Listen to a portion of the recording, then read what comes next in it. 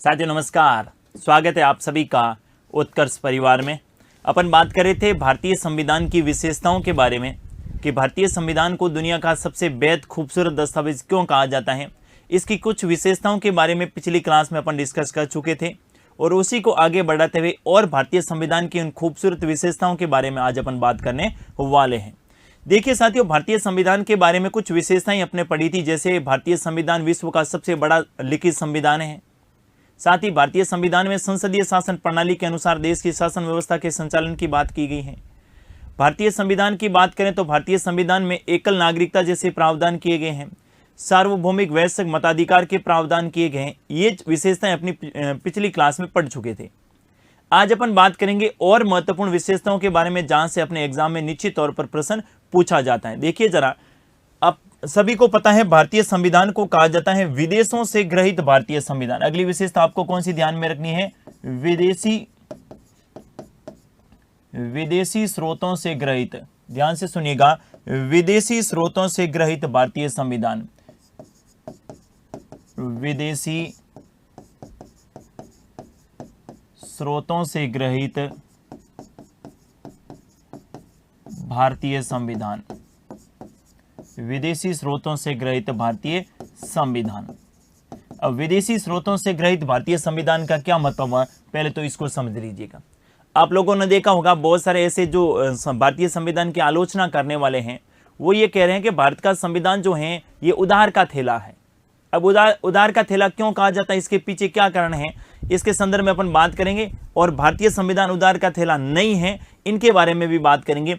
देखिए, भारतीय संविधान के बारे में बात करें तो भारतीय संविधान में बहुत सारे ऐसे तत्व हैं जो अलग अलग देशों के संविधान से अपने ग्रहण किए। निसंदेह रूप से बहुत सारे ऐसे जो स्रोत हैं वो विदेशी देशों से ग्रहित हैं, लेकिन उन्हें भारतीय परिस्थितियों के अनुकूल बनाया गया, उसमें आवश्यक अमेंडमेंट किए गए, संशोधन किए गए और उसके बाद उसे भारत में क्या किया गया, भारतीय संविधान में शामिल किया गया। डॉक्टर अंबेडकर साहब ने इनके संदर्भ में कहा भी था कि निसंदेह रूप से भारतीय संविधान में ऐसे बहुत सारे तत्व हैं जो विदेशों से ग्रहित हैं, विदेशी संविधान से लिए गए हैं, लेकिन उनको भारतीय परिस्थितियों के अनुकूल बनाया गया, उसमें आवश्यक संशोधन किए गए और उसके बाद उसको भारतीय संविधान में जोड़ा गया। तो इसको लेकर भारतीय संविधान को उधार का थैला कहना बिल्कुल ही क्या है, निरर्थक है और बिल्कुल ही अमान्य रहेगा। कौन कौन से ऐसे स्रोत हैं जो भारतीय संविधान में ग्रहण किए गए? सबसे पहले अगर बात करें, आपसे पूछे कि बताइएगा जरा भारतीय संविधान का सबसे बड़ा स्रोत क्या है।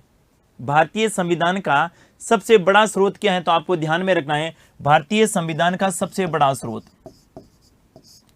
भारतीय संविधान का सबसे बड़ा स्रोत, भारतीय संविधान का सबसे बड़ा स्रोत।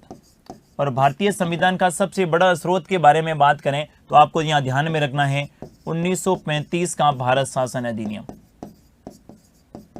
1935 का भारत शासन अधिनियम। ये जो 1935 का भारत शासन अधिनियम था, इनसे भारतीय संविधान में लगभग ऐसा कहा जाता है लगभग 250 आर्टिकल, 250 अनुच्छेद जो हैं ये कहां से लिए गए हैं, 1935 के भारत शासन अधिनियम से।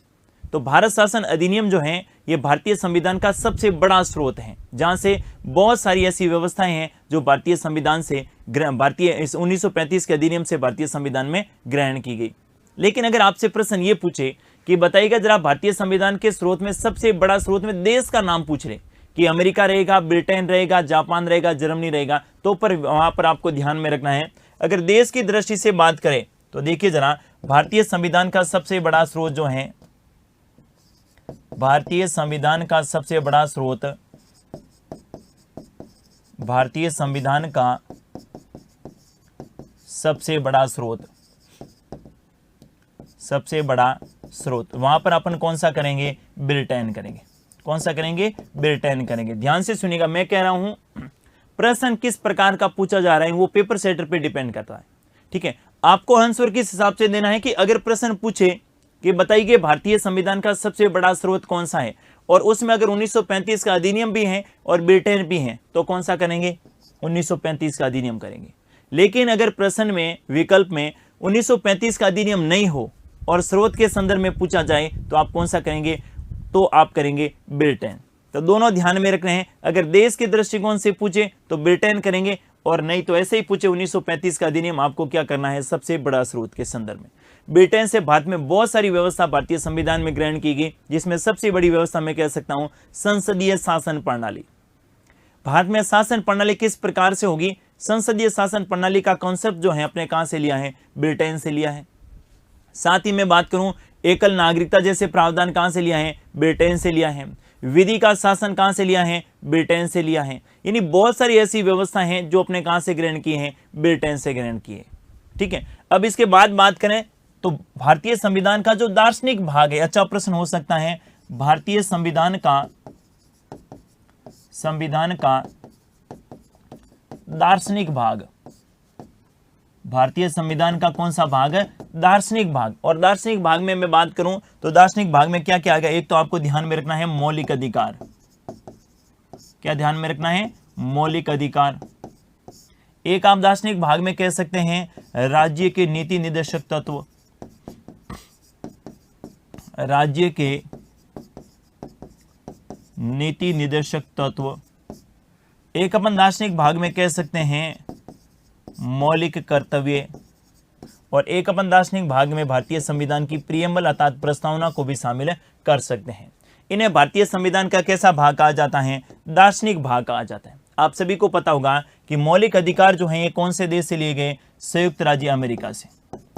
मौलिक अधिकार कहां से ग्रहण किए गए? संयुक्त राज्य अमेरिका से। राज्य के नीति निर्देशक तत्व ये कहां से लिए गए? आयरलैंड से। कहां से लिए गए? आयरलैंड से लिए गए। मौलिक कर्तव्य कहां से लिए गए? सोवियत संघ रूस से। कहां से लिए गए? सोवियत संघ रूस से लिए गए। और जो प्रियम्बल हैं, इस प्रियम्बल में आपको दो देश तो मुख्य रूप से ध्यान में रखने पड़ेंगे। प्रियम्बल का विचार तो कहां से लिया है? यूएसए से, अमेरिका से। और प्रियम्बल की भाषा कहां से ली है? प्रस्तावना की भाषा कहां से ली है? ऑस्ट्रेलिया से ली। कहां से ली है? ऑस्ट्रेलिया से ली है। तो विश्व के बहुत सारे ऐसे देश हैं जहां से भारतीय संविधान में बहुत सारे स्रोत ग्रहण किए गए। जिसमें दार्शनिक भाग की बात करें तो मौलिक अधिकार कहां से लिए गए? अपने संयुक्त राज्य अमेरिका से। राज्य की नीति निर्देशक तत्व कहां से लिए गए? आयरलैंड से। इनके अलावा आप ध्यान में रख सकते हैं मौलिक कर्तव्य सोवियत संघ रूस से। और प्रस्तावना की बात करें तो प्रस्तावना का विचार अपने अमेरिका से लिया। इसके बाद आपको ध्यान में रखना है कि प्रस्तावना की जो भाषा है ये अपने ऑस्ट्रेलिया से ली। और प्रस्तावना की प्रथम पंक्ति भी कहां से ली? अमेरिका से ली। जबकि प्रस्तावना में जो शब्द हैं स्वतंत्रता, समानता एवं बंधुत्व, वो कहां से लिए? फ्रांस की क्रांति से लिए। और प्रस्तावना में जो न्याय है कौन कौन से? सामाजिक, आर्थिक और राजनीतिक न्याय, वो न्याय अपने सोवियत संघ रूस से लिए।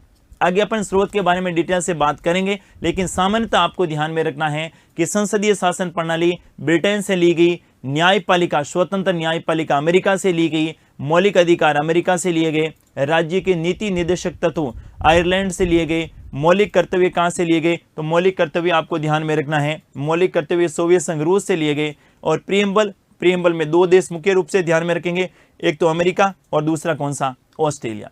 इनके अलावा विश्व के बहुत सारे ऐसे देश हैं जिनके संविधान से हमने कुछ न कुछ ग्रहण किया है। जैसे कॉन्स्टिट्यूशन अमेंडमेंट यानी संविधान संशोधन की प्रक्रिया जो है ये हमने कहां से ली है? दक्षिण अफ्रीका से ली है। इनके अलावा जर्मनी है, जापान है, बहुत सारे देश हैं जिनका भारतीय संविधान पर निस्संदेह रूप से क्या पड़ा है? प्रभाव पड़ा है। उन देशों से बहुत सारे जो स्रोत हैं ये अपने भारतीय संविधान में शामिल किए गए। लेकिन साथियों इसको लेकर भारतीय संविधान को उधार का थैला कहना बिल्कुल ही उचित नहीं है। तो आपको बिल्कुल नोट डाउन करना है। भारतीय संविधान के स्रोत के बारे में पूछे तो आपको ध्यान में रखना है निसंदेह रूप से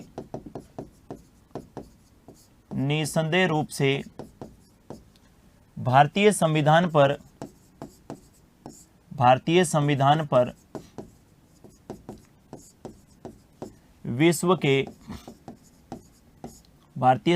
पर विश्व के कई देशों का प्रभाव पड़ा एवं कई देशों से स्रोत भी ग्रहण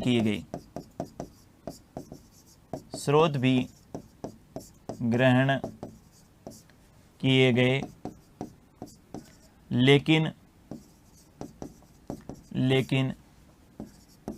इसको लेकर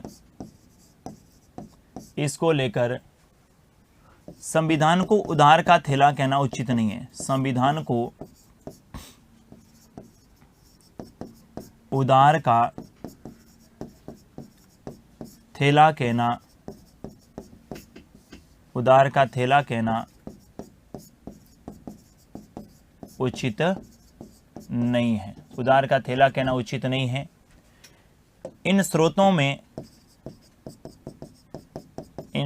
में आवश्यक संशोधन करके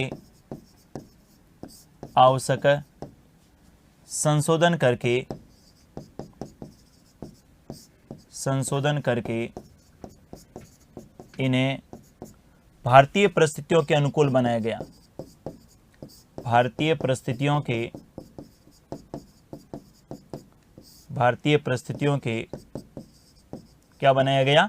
अनुकूल बनाया गया। ये बात आपको ध्यान में रखनी है, ठीक है। तो भारतीय संविधान को कोई अगर आपसे कहे कि भारतीय संविधान उधार का थैला है, आपको बिल्कुल स्पष्ट शब्दों में कहना है कि निसंदेह रूप से भारतीय संविधान में बहुत सारे ऐसे स्रोत हैं जो विदेशों से ग्रहण किए गए, लेकिन इसको उधार का थैला कहना उचित नहीं है, क्योंकि जो स्रोत अपने ग्रहण किए उनको हूबहू भारतीय संविधान में शामिल नहीं किया गया, उनको भारत की परिस्थितियों के अनुकूल बनाया गया और परिस्थितियों के अनुकूल बनाकर जो है भारतीय संविधान में क्या किया गया? शामिल किया गया। इस बात को भी आपको ध्यान में रखना है।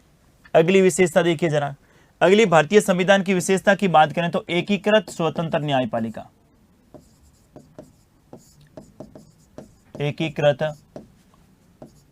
स्वतंत्र न्यायपालिका। एकीकृत स्वतंत्र न्यायपालिका। सबसे पहले तो एकीकृत का क्या मतलब हुआ, फिर स्वतंत्र का क्या मतलब हुआ। दोनों शब्द अपने आप में बहुत ही महत्वपूर्ण है। सबसे पहले बात करें एकीकृत का क्या मतलब हुआ। देखिए जरा, एकीकृत का मतलब होता है कि भारत में जो न्याय प्रणाली होगी वो इस प्रकार से होगी। या शीर्ष पर होगा सर्वोच्च न्यायालय। शीर्ष पर कौन सा न्यायालय होगा? सर्वोच्च न्यायालय। फिर राज्यों में क्या होगा? तो राज्यों में होंगे कौन से न्यायालय? उच्च न्यायालय। राज्यों में कौन से न्यायालय होंगे? उच्च न्यायालय। फिर जिलों डिस्ट्रिक्ट में क्या होगा? तो डिस्ट्रिक्ट में आप होगा आपके कौन सा न्यायालय? जिला न्यायालय। कौन सा न्यायालय होगा? जिला न्यायालय। इसको क्या बोलते हैं? एकीकृत व्यवस्था। एकीकृत का क्या मतलब हुआ? आप किसी मामले को लेकर सीधे सुप्रीम कोर्ट में नहीं जा सकते, कुछ मामलों को छोड़कर। जैसे मौलिक अधिकारों के हनन को के अलावा जो है आम व्यक्ति को सीधे सुप्रीम कोर्ट में अपील दायर करने का अधिकार नहीं है। वो पहले कहाँ जाएगा? डिस्ट्रिक्ट कोर्ट में, जिला कोर्ट में। इसकी सुनवाई जो करी, इन्होंने जो फैसला दिया, इस फैसले के विरुद्ध जो है आप अपील कहाँ कर सकते हैं? हाई कोर्ट में। और हाई कोर्ट के निर्णय के विरुद्ध आप अपील कहाँ कर सकते हैं? सुप्रीम कोर्ट में। इसको क्या बोलते हैं? एकीकृत न्यायपालिका। अभी स्वतंत्र नहीं बोला मैंने, क्या बोला है? एकीकृत न्यायपालिका। अच्छा प्रश्न हो सकता है कि एकीकृत न्यायपालिका से क्या तात्पर्य है? एकीकृत न्यायपालिका का तात्पर्य है कि भारत में न्यायपालिका को जो है इस प्रकार से बांट दिया गया है कि पहले जिला स्तर पर डिस्ट्रिक्ट कोर्ट होगा, उसके बाद राज्य स्तर पर हाई कोर्ट होगा और उसके बाद केंद्र में क्या होगा? सुप्रीम कोर्ट होगा। सीधे अपन किसी मामले को सुप्रीम कोर्ट में नहीं ले जा सकते। पहले डिस्ट्रिक्ट कोर्ट में जाएगा मामला, उसके बाद हाई कोर्ट में जाएगा और उसके बाद कहाँ जाएगा? सर्वोच्च न्यायालय में जाएगा, अर्थात उच्चतम न्यायालय में जाएगा। दूसरा शब्द लिखा है स्वतंत्र न्यायपालिका। स्वतंत्र न्यायपालिका, ये जो कॉन्सेप्ट है ये अपने कहां से लिया गया है? संयुक्त राज्य अमेरिका से। कहां से लिया है?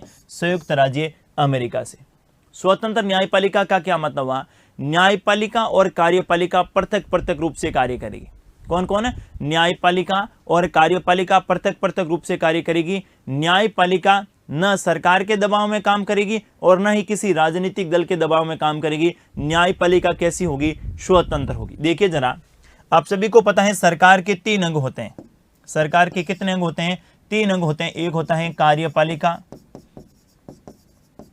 दूसरा जो अंग होता है उसको अपन बोलते हैं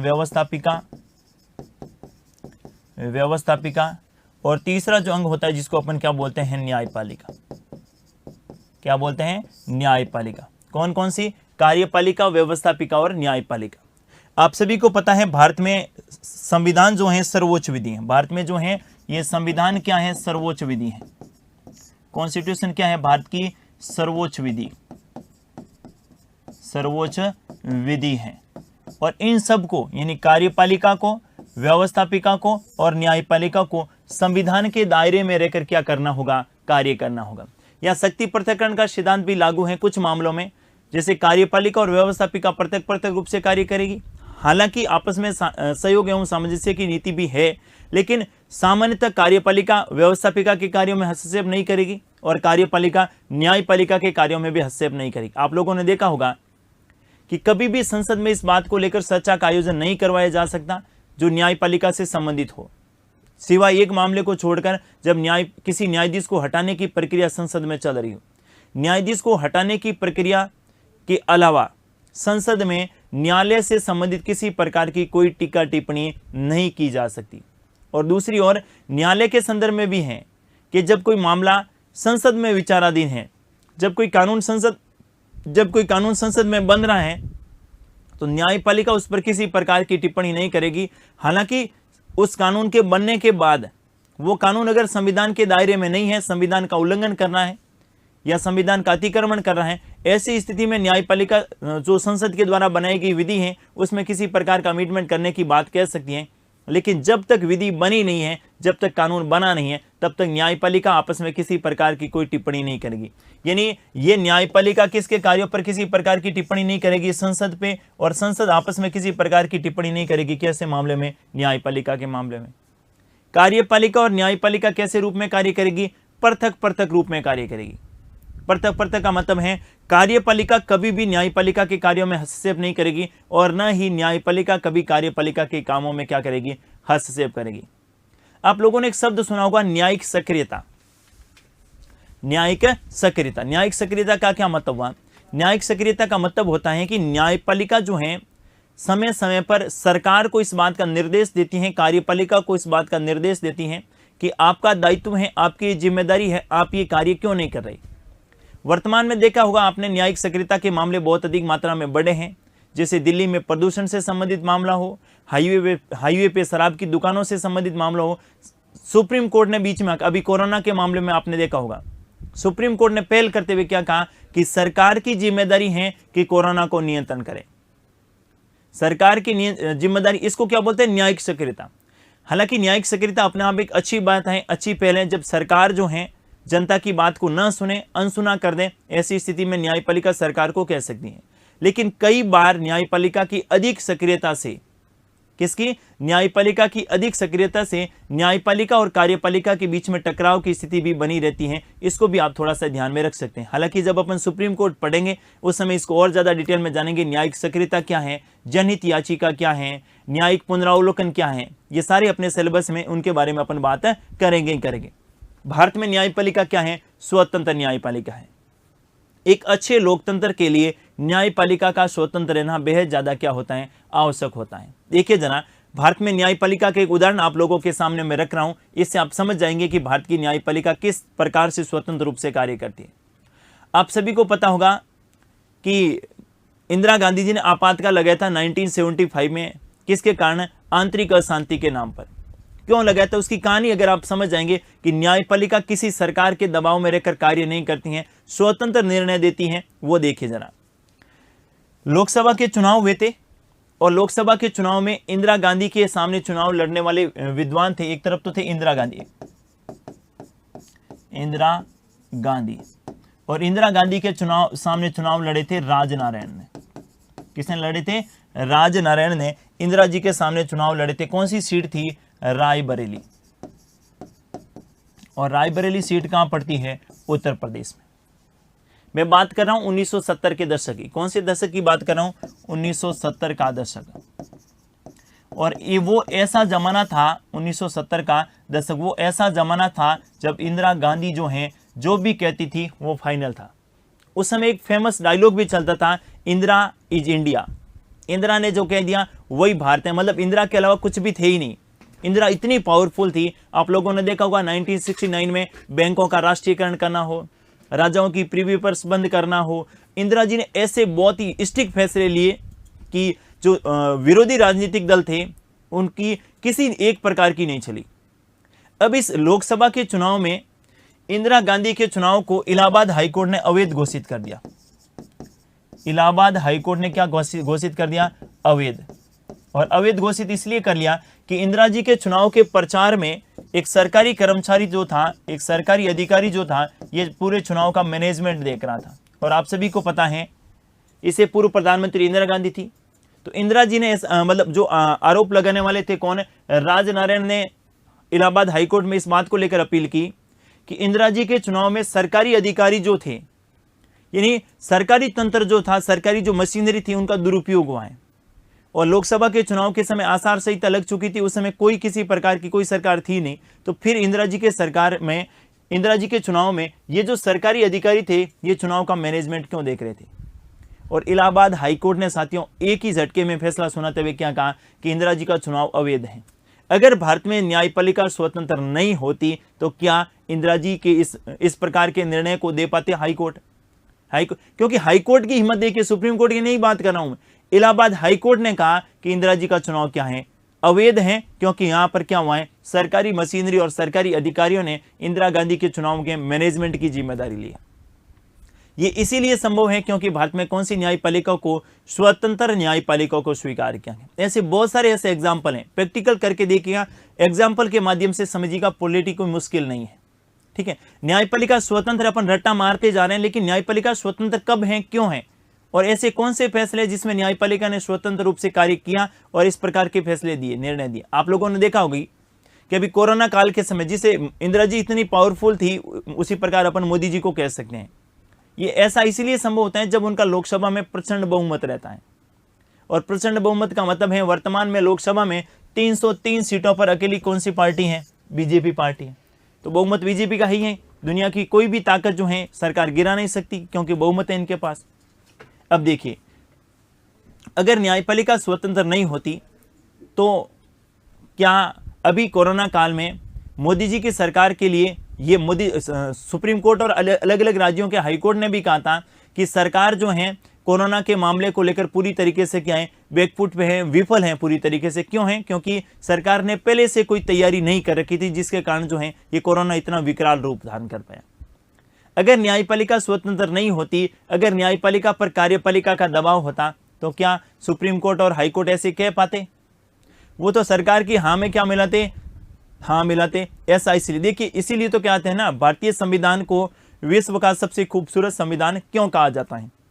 आप कहेंगे कि कार्यपालिका और न्यायपालिका दोनों स्वतंत्र रूप से कार्य करने हैं, और न्यायपालिका पर कार्यपालिका का किसी प्रकार का कोई हस्तक्षेप नहीं है। जब मर्जी हो न्यायपालिका संविधान के दायरे में रहकर जो है ये कार्यपालिका को निर्देश दे सकती हैं, और कार्यपालिका को संविधान के अनुसार कार्य करने की क्या दे सकती हैं, सलाह दे सकती हैं। ये बातें आप लोगों को ध्यान में रखना होगा, तभी जो है आपकी समझ जो है सब्जेक्ट के प्रति क्या होगी, बेहतर होगी।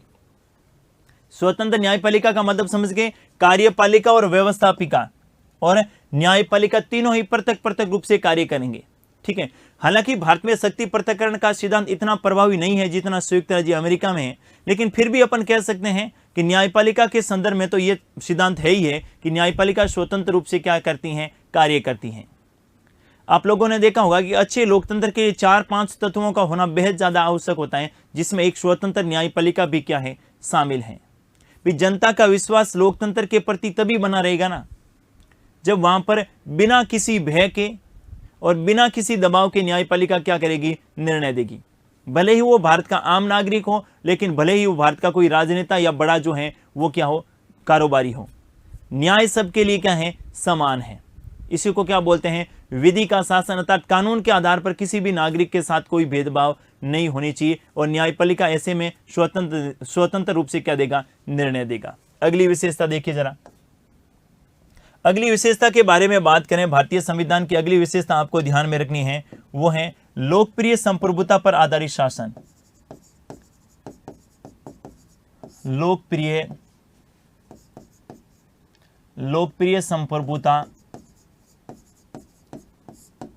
संप्रभुता पर आधारित लोकतांत्रिक शासन व्यवस्था। लोकतांत्रिक शासन व्यवस्था क्या लिखा है, लोकप्रिय संप्रभुता पर आधारित जो है कैसी शासन व्यवस्था, लोकतांत्रिक शासन व्यवस्था। अब लोकतांत्रिक का क्या मतलब है? लोकतंत्र का मतलब एक तो अब्राहम लिंकन की परिभाषा सबको याद ही होगी कि जनता का, जनता के लिए, जनता द्वारा शासन क्या कहलाता है, लोकतंत्र। ऐसे नहीं समझना है। लोकतंत्र का मतलब क्या हुआ, ऐसी शासन व्यवस्था, कैसी, ऐसी शासन व्यवस्था ऐसी शासन व्यवस्था जिसमें जनता की भागीदारी हो, ऐसी शासन व्यवस्था जिसमें जनता की क्या हो, भागीदारी हो, ऐसी शासन व्यवस्था जिसमें जनता की भागीदारी हो, उसे अपन क्या बोलते हैं, लोकतंत्र बोलते हैं। उसे अपन क्या कहते हैं, लोकतंत्र कहते हैं। और ऐसी शासन व्यवस्था जिसमें जनता की भागीदारी नहीं है, वो लोकतंत्र नहीं है। आप कहेंगे जनता की भागीदारी का क्या मतलब हुआ? देखिए जरा, जनता की भागीदारी की बात करें तो आप सभी को पता होगा कि भारत में जो है ये वयस्क मताधिकार दिया गया है। क्या दिया गया है? वयस्क मताधिकार दिया गया है। अगला अपन कह सकते हैं कि भारत में जो है चुनाव के संदर्भ में सभी को समान अधिकार, चुनाव के संदर्भ में सभी को समान अधिकार, सभी को कैसे अधिकार है? समान अधिकार। चुनाव के संदर्भ में सभी को कैसे अधिकार दिए गए हैं? समान अधिकार दिए गए हैं। ये जाति के आधार पर, लिंग के आधार पर, वंश के आधार पर, जन्म स्थान के आधार पर या फिर मूल वंश के आधार पर चुनाव में कोई भेदभाव नहीं होगा। आपके मन में एक प्रश्न आ रहा होगा कि सर होता है ना, राजनीतिक आरक्षण दिया तो जाता है, कभी सीट महिला की आती है, कभी पुरुष की आती है, पुरुष ओबीसी की आती है, पुरुष एससी की आती है, एसटी की आती है, वो फिर क्या है? देखिए, समाज के वो वर्ग जो सामाजिक और शैक्षणिक रूप से पिछड़े हैं, सामाजिक आर्थिक रूप से पिछड़े हैं, उन वर्गों को समाज की मुख्य धारा में लाने के लिए किन की व्यवस्था की गई है? राजनीतिक आरक्षण की व्यवस्था की गई है। और उसी राजनीतिक आरक्षण को अपन जो है, ये मैंने कहा ना, लोकतंत्र का मतलब क्या होता है? लोकतंत्र का मतलब बहुसंख्यकों की हुकूमत को लोकतंत्र नहीं कहते हैं। लोकतंत्र का मतलब होता है अल्पसंख्यकों के हितों को ध्यान में रखते हुए शासन प्रणाली जो होती है, उसी को लोकतंत्र कहते हैं। बहुसंख्यकों का हुकूमत का मतलब है कि जिसकी आबादी ज्यादा है वही हमेशा हमेशा के लिए चुनाव जीतेगा। तो फिर लोकतंत्र का क्या मतलब है? समाज के जो पिछड़े वर्ग हैं, समाज के जो अपने आदिवासी भाई बहन हैं, समाज की महिलाएं जो हैं, वो कभी जीवन में ना चुनाव लड़ पाएगी क्योंकि उनका वोट बैंक कम है, वो आर्थिक रूप से इतने मजबूत नहीं है। क्या वो चुनाव नहीं लड़ पाएगी? नहीं। इनके लिए किसकी व्यवस्था की गई है? राजनीतिक आरक्षण की व्यवस्था की गई है। इसको भी आप ध्यान में रख सकते हैं। लोकप्रिय संप्रभुता पर आधारित लोकतांत्रिक व्यवस्था। ध्यान से सुनिएगा, सेंटेंस का पूरा सुनिएगा। लोकप्रिय संप्रभुता पर आधारित, संप्रभुता का मतलब आप सभी को पता होगा, किसी भी प्रकार से दूसरे देशों से प्रभावित हुए बिना आंतरिक और बाह्य मामलों में पूरी तरीके से स्वतंत्र। लोकतांत्रिक शासन व्यवस्था, लोकतांत्रिक शासन व्यवस्था का मतलब है वह शासन व्यवस्था जिसमें किसकी भागीदारी हो? जनता की भागीदारी हो। ऐसी शासन व्यवस्था को अपन क्या बोलते हैं? लोकतांत्रिक शासन व्यवस्था बोलते हैं। और इसमें वो कोटेशन आप जरूर ध्यान में रखिएगा कि लोकतंत्र बहुमतों की हुकूमत को लोकतंत्र नहीं कहते हैं, बहुसंख्यकों की हुकूमत को लोकतंत्र नहीं कहते हैं, अल्पसंख्यकों के हितों को ध्यान में रखने को क्या कहा जाता है? लोकतंत्र कहा जाता है। और भारत में उसी लोकतंत्र को स्वीकार किया गया है।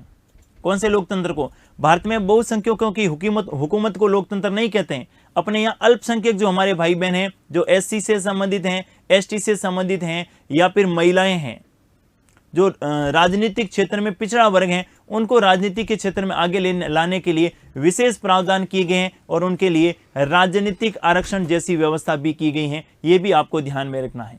आप लोगों ने देखा होगा कि भारतीय संविधान के कुछ ऐसे आर्टिकल हैं, जैसे आर्टिकल 330 लोकसभा में आरक्षित सीटों का प्रावधान, आर्टिकल 331 एंग्लो इंडियन को लोकसभा में मनोनीत करने का अधिकार, आर्टिकल 332 राज्य की विधानसभा में राज्यपाल के द्वारा राज्य की विधानसभा में आरक्षित सीटों का प्रावधान, आर्टिकल 333 एंग्लो इंडियन सदस्यों को राज्य की विधानसभा में मनोनीत करने का अधिकार।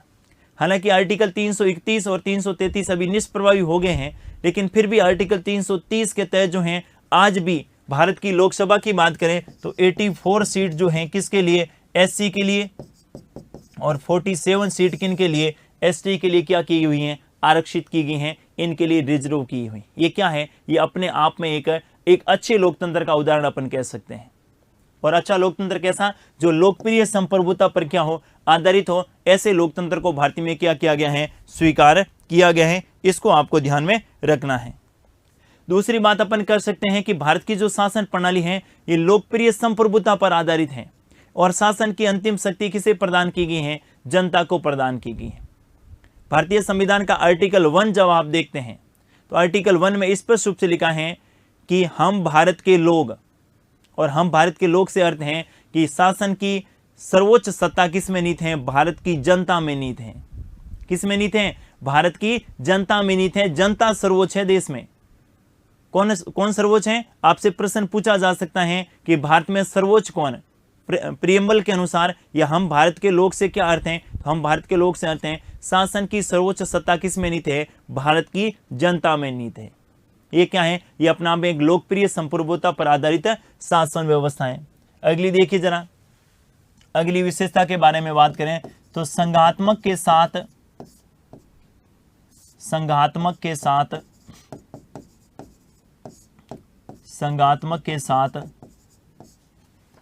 एकात्मक की ओर झुकाव। एकात्मक की ओर झुकाव, इसका क्या मतलब हुआ? भारतीय संविधान के अनुसार अपन बात करें तो भारत जो है पूरी तरीके से न तो संघात्मक है और न ही एकात्मक है। कुछ विद्वान इसे भारत को अर्ध संघात्मक कहते हैं, कुछ विद्वान भारत को परिसंघात्मक ढांचा कहते हैं।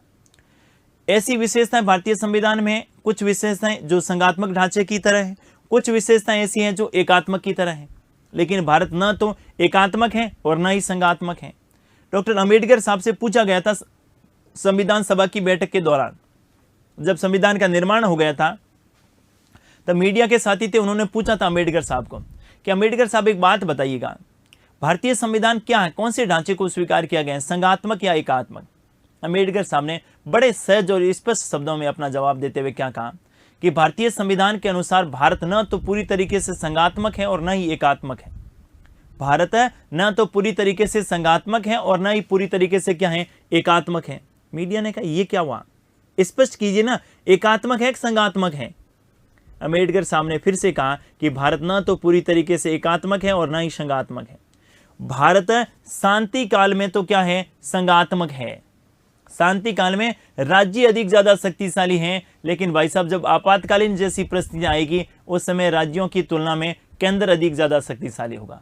ये अपने आप में भारतीय संविधान की विशेषता है। आप देखिएगा, सामान्य काल चल रहा है, उस समय राज्य अपने अपनी राज्यों में सरकार है और राज्य बिल्कुल स्वतंत्र रूप से क्या कर रहे हैं? कार्य कर रहे हैं। लेकिन जैसे ही भारत में आपातकालीन परिस्थितियां उत्पन्न हो जाएगी, आपातकालीन परिस्थितियों का मतलब है या तो राष्ट्रीय आपात जैसी बात, या फिर राज्य में उस राज्य में राज्य की शासन व्यवस्था संविधान के अनुसार संचालित नहीं हो, अर्थात उस राज्य में संवैधानिक तंत्र की विफलता हो जाए, ऐसी स्थिति में केंद्र उस राज्य में राष्ट्रपति शासन भी लगा सकता है। क्या लगा सकता है? राष्ट्रपति शासन लगा सकता है। तो भारत जो है पूरी तरीके से न तो संघात्मक है और न ही एकात्मक है। कुछ विशेषताएं संघात्मक की हैं भारतीय संविधान में और कुछ विशेषताएं किनकी हैं? एकात्मक की हैं। कौन कौन सी ऐसी विशेषताएं जो संघात्मक की हैं उनकी ओर देखते हैं जरा। सबसे पहले भारतीय संविधान की संघात्मक विशेषताएं। भारतीय संविधान की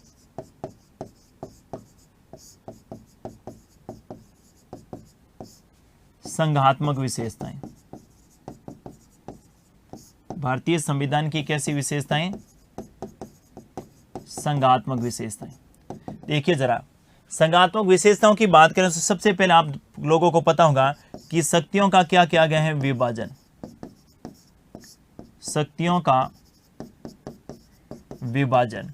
और शक्तियों के विभाजन का क्या मतलब हुआ? आप लोगों ने देखा होगा कि भारतीय संविधान की जो 7वीं अनुसूची है, कौन सी? जो 7th शेड्यूल है, इसमें स्पष्ट रूप से लिखा हुआ है कि संघ सूची, राज्य सूची, समवर्ती सूची, अर्थात विषय बांट दिए गए कि कौन कौन से विषय पर संघ के द्वारा कानून बनाए जाएंगे, कौन कौन से विषय पर राज्य के द्वारा कानून बनाए जाएंगे। और ऐसे विषय भी हैं जिसपे संघ भी कानून बना सकते हैं, राज्य भी कानून बना सकते हैं, लेकिन विवाद की स्थिति में संघ के द्वारा बनाया गया कानून क्या रहेगा? प्रभावी रहेगा। क्लियर है ना बात? आपको स्पष्ट रूप से ध्यान में रखना है, शक्तियों का क्या किया गया है? विभाजन किया गया है। क्या किया गया है? विभाजन किया गया है। अगली देखिए जरा, दूसरी विशेषता की बात करें तो आप लोगों को पता होगा दोहरी कार्यपालिका। कौन सी कार्यपालिका? दोहरी कार्यपालिका। ये भी अपना आप एक ऐसी विशेषता है, संघात्मक शासन की विशेषता अपन कह सकते हैं। अगली देखिए जरा, लोकसभा और राज्यसभा। ध्यान से सुनिएगा मैं क्या कह रहा हूं, लोकसभा और राज्यसभा, ये भी अपना आप में एक संघात्मक शासन व्यवस्था। देखिए जरा, आपने देखा होगा लोकसभा और राज्यसभा। आप कहेंगे इसका क्या मतलब? देखिए, लोकसभा के सदस्य जो हैं इनका चुनाव करती है भारत की जनता, लेकिन राज्यसभा के सदस्य जो हैं ये राज्यों का क्या करते हैं, प्रतिनिधित्व करते हैं।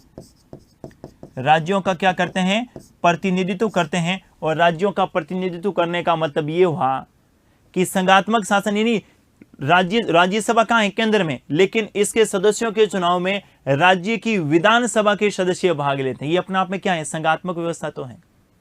राष्ट्रपति के चुनाव में राज्य विधानसभा के सदस्य भाग लेते हैं। ये अपने आप में क्या है, शक्तियों का विकेंद्रीकरण है, पूरी तरीके से बांट दिया गया है। यानी भारत में संघात्मक की बहुत सारी ऐसी विशेषताएं हैं जो संघात्मक शासन से संबंधित हैं।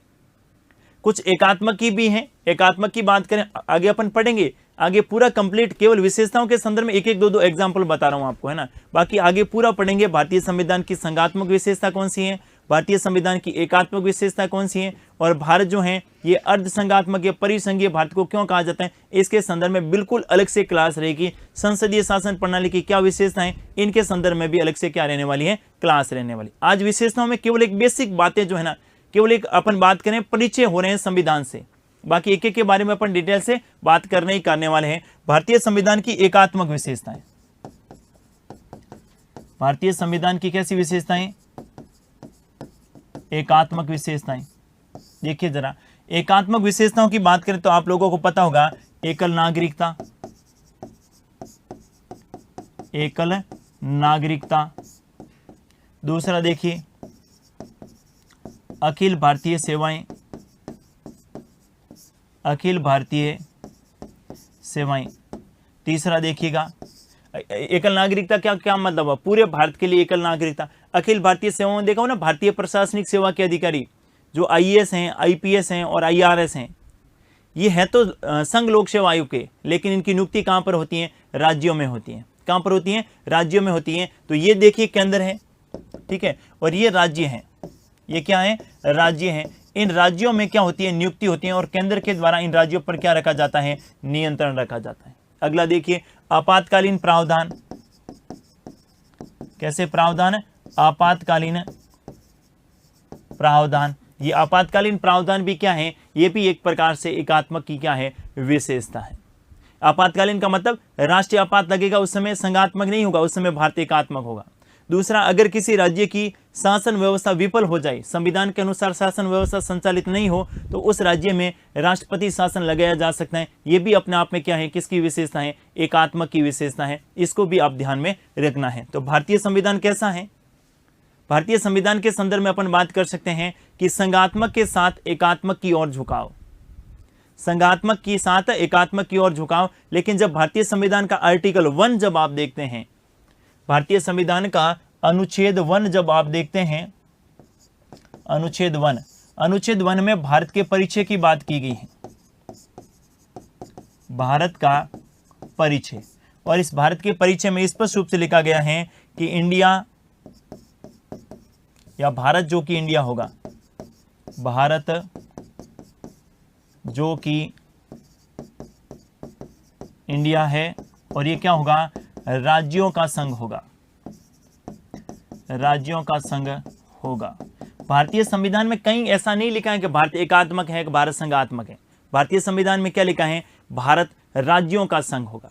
क्या होगा, राज्यों का संघ होगा। और राज्यों का संघ होने का मतलब है कि ये केंद्र है और ये भारत के अलग अलग क्या है, राज्य हैं, अलग अलग क्या है, राज्य हैं। ये राज्य आपस में जो है ना, ये राज्य आपस में बिना किसी संधि या समझौते के तहत जुड़े हुए हैं, बिना किसी संधि या समझौते के तहत,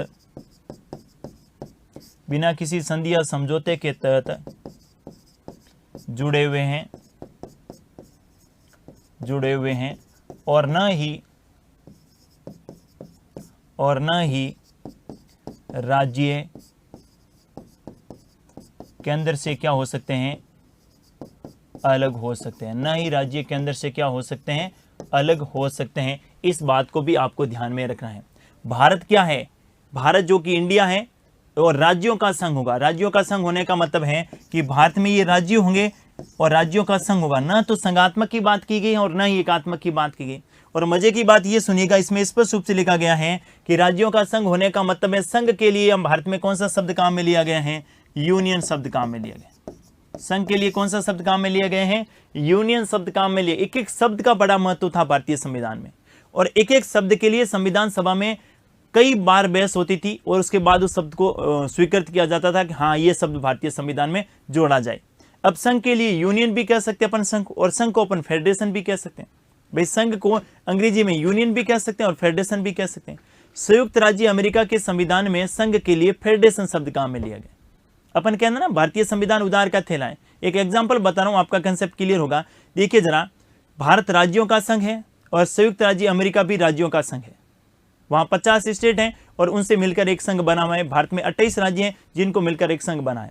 लेकिन भारत में संघ के लिए कौन सा शब्द काम में लिया गया है? यूनियन। और यूनियन का मतलब क्या हुआ? यूनियन का मतलब हुआ कि राज्य आपस में बिना किसी संधि या समझौते के तहत जुड़े हैं और राज्य केंद्र से किसी भी स्थिति में अलग नहीं हो सकते। राज्य किसी भी स्थिति में केंद्र से अलग नहीं हो सकते। इसका मतलब ये हुआ कि राज्य जो हैं, भारत जो है, ये क्या होगा? तो भारत जो है विनाशी राज्यों का अविनाशी संघ होगा। विनाशी राज्यों का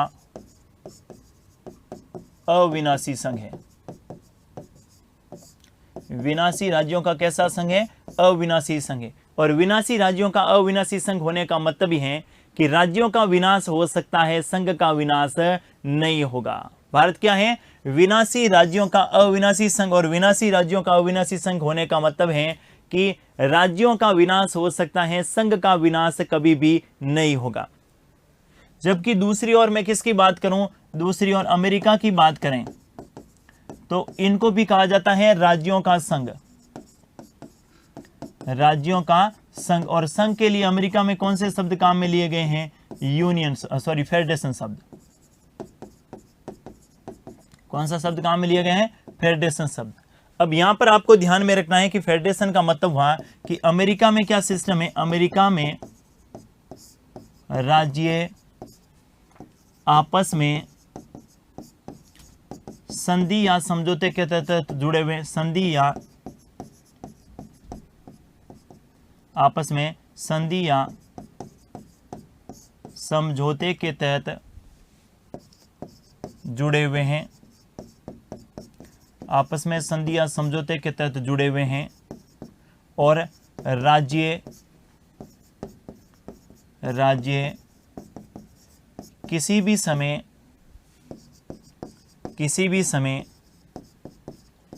केंद्र से अलग हो सकते हैं।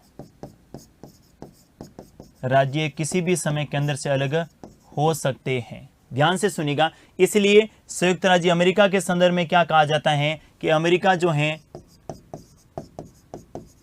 अविनाशी राज्यों का विनाशी संघ है। अविनाशी राज्यों का कैसा संघ है? विनाशी संघ। इसका मतलब हुआ कि राज्यों का विनाश नहीं होगा, संघ का विनाश हो सकता है। राज्यों का विनाश अमेरिका में नहीं होगा, किसका विनाश हो सकता है? संघ का विनाश हो सकता है। लेकिन भारत में क्या व्यवस्था है? भारत में जो है राज्यों का विनाश हो सकता है, संघ का विनाश नहीं होगा। ये अपने आप में भारतीय संविधान की क्या है? एक विशेषता है।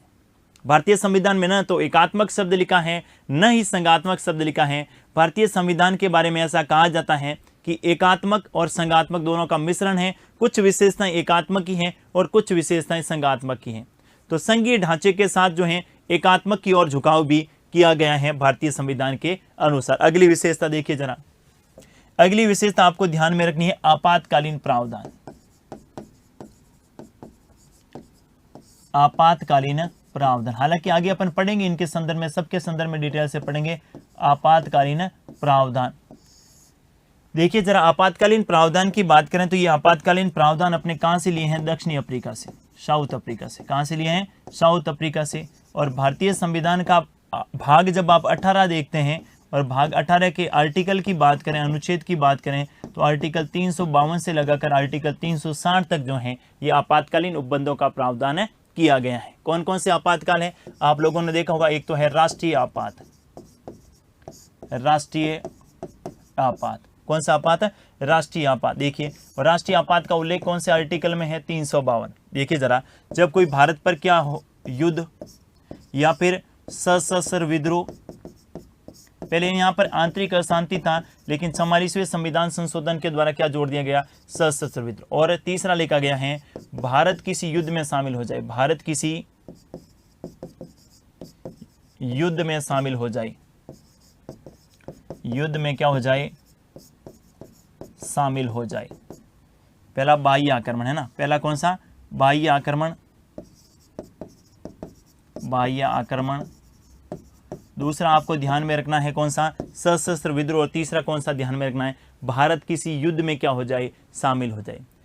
जब भारत पर कोई देश आक्रमण कर दे, उस दूसरा भारत में कोई सशस्त्र विद्रोह हो जाए, और तीसरा भारत किसी युद्ध में शामिल हो जाए, उस समय केंद्र ज्यादा शक्तिशाली होगा और भारत में राष्ट्रीय आपात की घोषणा की जा सकती है। आप लोगों ने देखा होगा, भारत और चीन के बीच में जब युद्ध हुआ था तब राष्ट्रीय आपात लगाया गया था।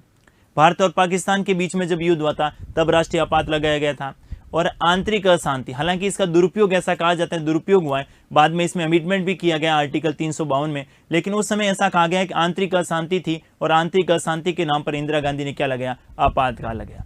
जब भी देश में ऐसी परिस्थितियां बनेगी, आपातकालीन परिस्थितियां बनेगी, उस स्थिति में देश में राष्ट्रीय आपात की घोषणा की जा सकती है। और राष्ट्रीय आपात की घोषणा होते ही केंद्र ज्यादा शक्तिशाली हो जाएगा और राज्य क्या हो जाएंगे? वहां पर शक्तियां उनकी क्या हो जाएगी? कम हो जाएगी। राज्य सूची के विषय पर संसद के द्वारा कानून बनाए जाएंगे, लेकिन एक बात ध्यान में रखिएगा, आपातकाल के समय अगर संसद ने कोई कानून बनाया है राज्य सूची के विषय पर, तो वो 1 वर्ष तक ही क्या रहेगा? प्रभावी रहेगा। कितनी खूबसूरत व्यवस्था कर रखी है कि आपातकाल लगा है देश में, आज संसद राज्य सूची के विषय पर कानून बना सकती है, लेकिन आपातकाल के बाद वो कितने वर्ष तक? 1 वर्ष तक ही प्रभावी रहेगा, क्योंकि विषय कौन सी सूची का था? राज्य सूची का। दूसरा देखिए जरा, दूसरा आपको पता है आर्टिकल 356, और आर्टिकल 356 में क्या है? राष्ट्रपति शासन। किसका प्रावधान किया गया है? राष्ट्रपति शासन, राष्ट्रपति शासन। और राष्ट्रपति शासन में क्या है? अगर किसी राज्य का, अगर किसी राज्य की संवैधानिक तंत्र, अगर किसी राज्य का संवैधानिक तंत्र विफल हो जाए, अगर किसी राज्य का संवैधानिक तंत्र क्या हो जाए? विफल हो जाए, उस स्थिति में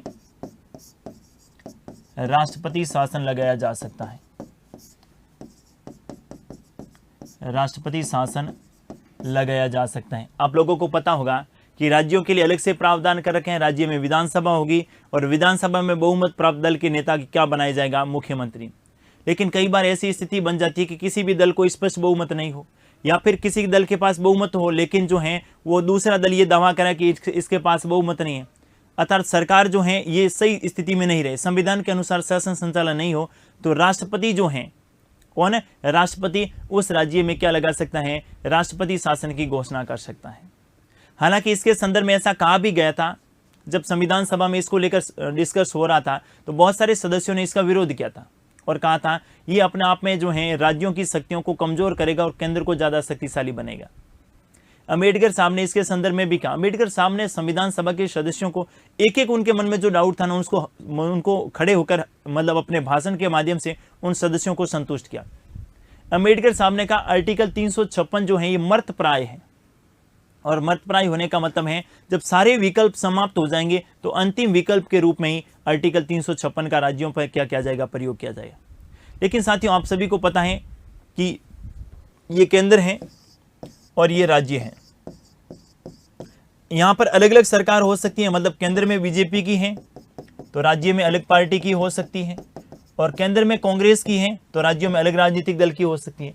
ऐसी स्थिति में क्या हुआ? इनका दुरुपयोग शुरू हो गया, और दुरुपयोग इतना भयंकर गति से हुआ कि एक एक साथ 5-5, 7-7 राज्यों में क्या लगा दिया गया? राष्ट्रपति शासन लगा दिया गया। इस बात पर लगा दिया गया कि राज्य में सरकार अलग राजनीतिक दल की थी और केंद्र में अलग, और इनका दुरुपयोग ज्यादा कब हुआ? जब देश के प्रधानमंत्री मोरारजी देसाई और देश के प्रधानमंत्री इंदिरा गांधी जी रहे थे। इसके बाद में 1992 में भी एक साथ 2-3 राज्यों में राष्ट्रपति शासन लगा दिया गया, लेकिन बाद में 1994 में SR बॉम्बई वर्सेस कर्नाटक राज्य में सुप्रीम कोर्ट ने स्पष्ट कह दिया कि राष्ट्रपति शासन का प्रयोग अंतिम विकल्प के रूप में किया जाएगा। किसी भी राज्य के ऊपर आप राष्ट्रपति शासन लगाकर वहां की शक्तियों को आप छीन नहीं सकते। राष्ट्रपति शासन अंतिम विकल्प के रूप में लगाया जाएगा। और दूसरी बात, सीधे राष्ट्रपति शासन लगाते ही उस राज्य की विधानसभा और मंत्रिपरिषद को आप भंग नहीं कर सकते, निलंबित करेंगे जब तक संसद की स्वीकृति नहीं मिलेगी। क्योंकि आपातकाल लगने को बाद आगे जब बढ़ाते हैं ना तो संसद की स्वीकृति लेनी होती है। जब तक संसद की स्वीकृति नहीं लेगी तब तक विधानसभा भंग नहीं होगी, निलंबित होगी। और अगर कोई मामला न्यायपालिका में जाता है, इसमें न्यायपालिका में जाने का अधिकार है कि अगर किसी राज्य में राष्ट्रपति शासन लगाकर केंद्र ने इसका दुरुपयोग किया है, तो अगर आप न्यायपालिका के पास गए और न्यायपालिका ने कह दिया कि ये जो राष्ट्रपति शासन लगाया है ये गलत तरीके से लगाया गया है, ये अवैध है, तो भंग की हुई विधानसभा वापस से क्या हो सकती है, बहाल हो सकती है। ये भी अपने आप में एक बहुत बड़ा महत्व है, इसको भी आपको ध्यान में रखना है। और तीसरा, आगे अपन पढ़ेंगे इन सब के बारे में। अगला आपको ध्यान में रखना है वित्तीय आपात। कौन सा आपात? वित्तीय आपात। वित्तीय आपात का आर्टिकल कौन सा? 360 और इसका कौन सा? 356। एक बात और आपको बता दूं मैं, केंद्र शासित प्रदेशों में राष्ट्रपति शासन जब लगता है ना, वह आर्टिकल 356 के तहत नहीं लगाया जाता। ध्यान से सुनिएगा मैं क्या कह रहा हूं। केंद्र शासित प्रदेशों में जो राष्ट्रपति शासन लगता है वो आर्टिकल 356 के तहत नहीं लगाया जाता। जैसे दिल्ली और पुदुचेरी, भाई केंद्र शासित प्रदेश में राष्ट्रपति शासन वहीं लगेगा ना जहां पर विधानसभा है। और विधानसभा वर्तमान में 2 जगह है, कहां पर? एक दिल्ली और दूसरा पुदुचेरी। हालांकि जम्मू कश्मीर के संदर्भ में प्रावधान किया गया है, तो जम्मू कश्मीर जब विधानसभा का गठन हो जाएगा तो वहां 356 कभी नहीं लगेगा। केंद्र शासित प्रदेशों में राष्ट्रपति शासन के लिए आर्टिकल 356 नहीं लगेगा, उनके लिए अलग प्रावधान है। जैसे जम्मू कश्मीर के लिए अलग जो राज्य पुनर्गठन अधिनियम है उसकी धारा अलग है, पुदुचेरी के लिए पुदुचेरी की अलग धारा है, और दिल्ली के लिए आर्टिकल 239A(b) के तहत क्या लगाया जाता है वहां पर राष्ट्रपति शासन। ये बिल्कुल आप लोगों को ध्यान में रखना है। राष्ट्रपति शासन राज्य में लगाना है तो 356 होगा, केंद्र शासित प्रदेश में लगाना है तो वहां पर आपको ध्यान में रखना है 356 के तहत नहीं लगाया जाएगा। इस बात को भी आपको ध्यान में रखना है। वित्तीय आपात की बात करें तो वित्तीय आपात में क्या है? अगर किसी राज्य वित्तीय आपात में है कि भारत की साख को कोई खतरा उत्पन्न हो, भारत की साख को कोई खतरा उत्पन्न हो, तो ऐसी स्थिति में क्या लगाया जा सकता है? वित्तीय आपात लगाया जा सकता है। लेकिन अभी तक भारत में एक बार भी वित्तीय आपात नहीं लगा है, लेकिन राष्ट्रपति शासन तो 125 से अधिक बार लगाया जा चुका है। और क्या है भारतीय संविधान की विशेषता? भारतीय संविधान की अद्भुत विशेषता मौलिक अधिकार, क्योंकि नागरिकों के लिए अधिकारों का होना बेहद आवश्यक है। और अधिकार जब संविधान में लिख लिए जाते हैं और संविधान में लिखने के साथ ही उनके लिए उपचारों की व्यवस्था कर दी जाती है, इससे बड़ी बात तो कोई हो ही नहीं सकती। भारतीय संविधान के भाग 3 में किसका प्रावधान किया गया है? मौलिक अधिकारों का प्रावधान किया गया। भारतीय संविधान के भाग 3 में किसका प्रावधान किया गया है? मौलिक अधिकारों का प्रावधान किया गया है। पहले जो हैं ये 7 प्रकार के मौलिक अधिकार थे, वर्तमान में 6 प्रकार के मौलिक अधिकार। कौन कौन से एक बार मैं बता देता हूं आपको। सबसे पहले आपको ध्यान में रखना है समानता का अधिकार। कौन सा अधिकार है? समानता का अधिकार। दूसरा जो मौलिक अधिकार है जिसको अपन बोलते हैं स्वतंत्रता का अधिकार, स्वतंत्रता का अधिकार। तीसरा जो मौलिक अधिकार है जिसको अपन बोलते हैं शोषण के विरुद्ध अधिकार, शोषण के विरुद्ध अधिकार। नंबर 4 आप ध्यान में रख सकते हैं धार्मिक स्वतंत्रता का अधिकार, धार्मिक स्वतंत्रता का अधिकार। नंबर 5 आप ध्यान में रख सकते हैं शिक्षा और संस्कृति का अधिकार, शिक्षा एवं संस्कृति का अधिकार। और नंबर 6 आप ध्यान में रख सकते हैं कौन सा? संवैधानिक उपचारों का अधिकार, संवैधानिक उपचारों का अधिकार, संवैधानिक उपचारों का अधिकार। कितने मौलिक अधिकार हो गए? 6 मौलिक अधिकार। और आर्टिकल 32 तो इतना ज्यादा महत्वपूर्ण है कि डॉक्टर भीमराव अंबेडकर ने संवैधानिक उपचारों के अधिकार को 9 दिसंबर 1948 को 9 दिसंबर 1948 को क्या कहा कि भारत का जो ये आर्टिकल 32 में जो संवैधानिक उपचारों का अधिकार है, ये भारतीय संविधान की आत्मा ही नहीं हृदय है। ऐसा उन्होंने इसलिए कहा क्योंकि बिना उपचारों के अधिकारों का कोई महत्व नहीं है। ये आपको ध्यान में रखना है। 9 दिसंबर, आगे अपन बात करेंगे, 9 दिसंबर 1948 को अंबेडकर साहब ने क्या कहा था कि आर्टिकल 32 जो है संविधान की क्या है, आत्मा ही नहीं, संविधान का क्या है, हृदय है। और बिना उपचारों के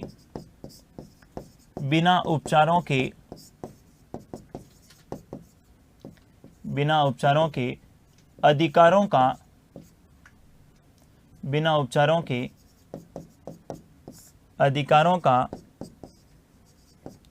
कोई महत्व नहीं है, कोई महत्व नहीं है। बिना उपचारों के अधिकारों का कोई महत्व नहीं है। अधिकार देने से काम नहीं होगा, अधिकारों के साथ में उपचारों का होना भी क्या है, बेहद ज्यादा आवश्यक होता है। और इसी आर्टिकल 32 में अधिकारों के लिए क्या दिए गए हैं, उपचार भी दिए गए। अगर नागरिकों के मौलिक अधिकारों का हनन होता है तो सुप्रीम कोर्ट जो है 5 प्रकार की रिट जारी कर सकता है। सुप्रीम कोर्ट ही नहीं, आर्टिकल 226 के तहत जो है हाई कोर्ट को भी शक्ति प्रदान की गई है, उच्च न्यायालय को भी शक्ति प्रदान की गई है कि वो 6 प्रकार की रिट जारी कर सकते हैं। एक एक रिट के बारे में अपन पढ़ेंगे जब मौलिक अधिकार पढ़ेंगे। मैं कह रहा हूं पहले केवल आपने समझ विकसित करनी है। हालांकि जब आप पूरी कंप्लीट पढ़ेंगे उस समय तो आप विशेषता अपने आप ही लिख लेंगे कि ये लोग 20-30 विशेषता मैं लिख रहा हूं भारतीय संविधान की क्या क्या विशेषताएं। ठीक है, अगली विशेषता देखिए जरा।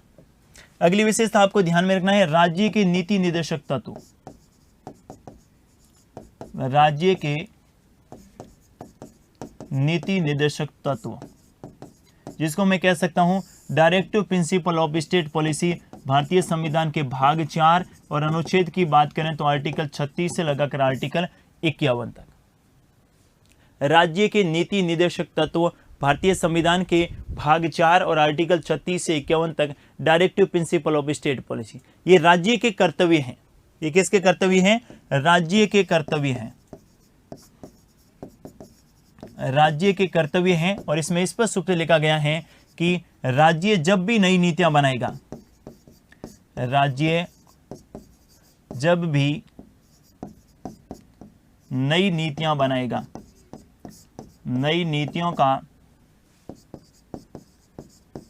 निर्माण करेगा, राज्य जब भी नई नीतियों का निर्माण करेगा, राज्य जब भी नई नीतियों का निर्माण करेगा, इन तत्वों को ध्यान में रखते हुए करेगा, इन तत्वों को ध्यान में रखते हुए करेगा, इन तत्वों को ध्यान में रखते हुए करेगा। इसको अपन क्या बोलते हैं, राज्य की नीति निर्देशक तत्व। और लोक कल्याणकारी राज्य की स्थापना के लिए क्या है, लोक कल्याणकारी राज्य की स्थापना के लिए, लोक कल्याणकारी राज्य की स्थापना के लिए राज्य जब भी नई नीतियों का निर्माण करेगा, इन नीति निर्देशक तत्वों को ध्यान में रखते हुए नई नीतियों का निर्माण करेगा। यहाँ पर बहुत सारे ऐसे तत्व लिखे गए हैं, जैसे कॉमन सिविल कोड की बात आ जाए, रोजगार की बात आ जाए, महिलाओं की प्रसूति सहायता के संदर्भ में बात आ जाए, 6 वर्ष से कम बच्चों के संदर्भ में बात आ जाए, गौ हत्या पर प्रतिबंध लगाने की बात आ जाए, पर्यावरण, वन एवं वन्य जीवों को संरक्षण के संदर्भ में बात आ जाए। ये सारे राज्य के कर्तव्य हैं जो राज्य नई नीतियों को बनाते समय इनको क्या रखेगा, ध्यान में रखेगा। ये भी भारतीय संविधान की एक अद्भुत विशेषता है। और लास्ट विशेषता आप सभी को पता है, भारतीय संविधान में नागरिकों के लिए अर्थात हमारे लिए भी कुछ कर्तव्य दे रखे हैं, उनको भी आप लोगों को ध्यान में रखना है, अर्थात मौलिक कर्तव्य। कौन से कर्तव्य, मौलिक कर्तव्य। देखिए जरा, मौलिक कर्तव्य, जब पहले संविधान सभा में मौलिक कर्तव्यों को लेकर बात चली थी, जब संविधान का निर्माण हो रहा था, तो उस समय संविधान सभा के बहुत सारे ऐसे मेंबर थे, उन्होंने कहा कि नागरिकों के लिए कर्तव्य लिखने की क्या आवश्यकता है। भाई नागरिकों के लिए कर्तव्य लिखने की आवश्यकता है ही नहीं, हम सब भारत के जिम्मेदार नागरिक हैं और हमारे देश और समाज के प्रति क्या कर्तव्य है हम सब भली भांति पता है। इनको संविधान में लिखने से कोई फायदा नहीं है। हमें सब पता है कि हमें समाज के प्रति हमारी क्या कर्तव्य है, देश के प्रति हमारा क्या कर्तव्य है, और हमारे समाज की जो सामाजिक समरसता है उसको जोड़ने के प्रति हमारा क्या कर्तव्य रहेगा। क्या संविधान में ऐसा लिखना पड़ेगा क्या कि राष्ट्रीय ध्वज का पालन करें, राष्ट्रगान और जो राष्ट्र ध्वज हैं इनके संदर्भ में इसके उच्च आदर्शों को हृदय से संजोएं, महिलाओं के प्रति सम्मान की नीति रखें। ऐसे लिखने की आवश्यकता नहीं है।